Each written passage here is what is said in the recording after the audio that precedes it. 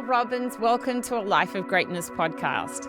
Well, thank you so much for inviting me. I'm so excited to talk to you. My name is Grynberg. I'm a mindset coach to professional athletes, executives, and business owners. I am the host of a Life of Greatness podcast, the creator of a Life of Greatness podcast, and an author of my book, Living a Life of Greatness. From the outside, everything looked perfect.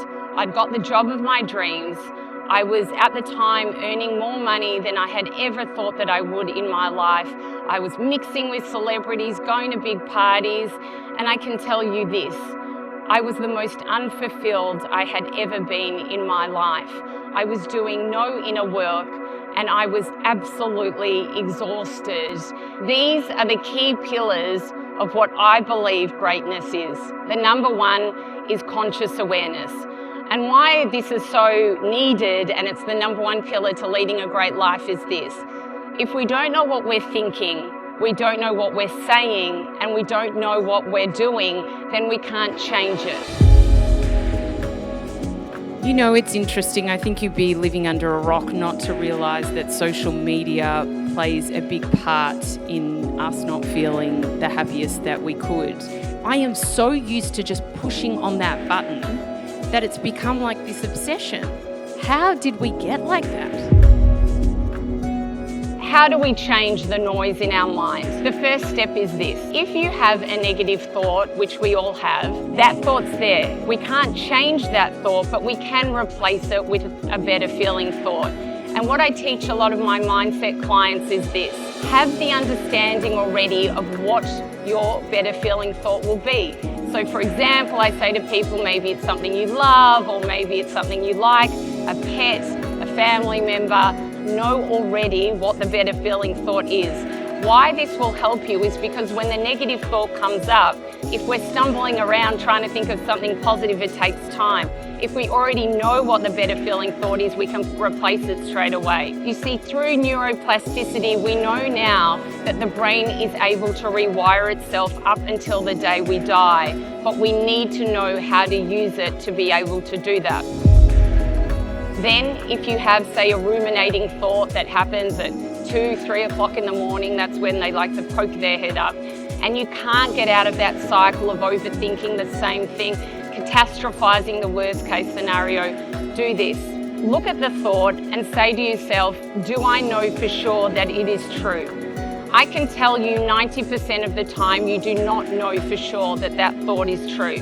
When we test the thought, we're giving ourselves agency and control over it, which already makes us feel better. The second thing to do is, can I do something about it? So this is psychology. Can I externally do something about it or internally? If, for example, your negative thought was, Sally doesn't like me, do you know for sure that Sally doesn't like me? No, I don't know for sure. Can I do something about it? Yes, I could call her tomorrow, or I could write her an email. Okay, again, that's giving you control over being able to do something about it. If you do know for sure that Sally doesn't like you, then we go into the third step, which is radical acceptance. That is accepting the fact that this situation exists, there's nothing you can do about it, but when you've accepted it, you're able to move on. I will teach you in a moment how to box breathe, but why it is so important is because it allows the heart rate to become slower and slower and slower. When we're nervous, if you're saying a speech at work, if you've got an important job interview, whatever it may be, a conversation with an employee or a boss, sometimes we can get really nervous. What happens when we get nervous and anxious? Our heart starts beating very, very fast, and that's what makes us not be able to talk properly, or panic attacks, or whatever it is. When we're box breathing, it's regulating our nervous system. No one can take your breath away from you. It's one of the most key, powerful pillars of leading a great life.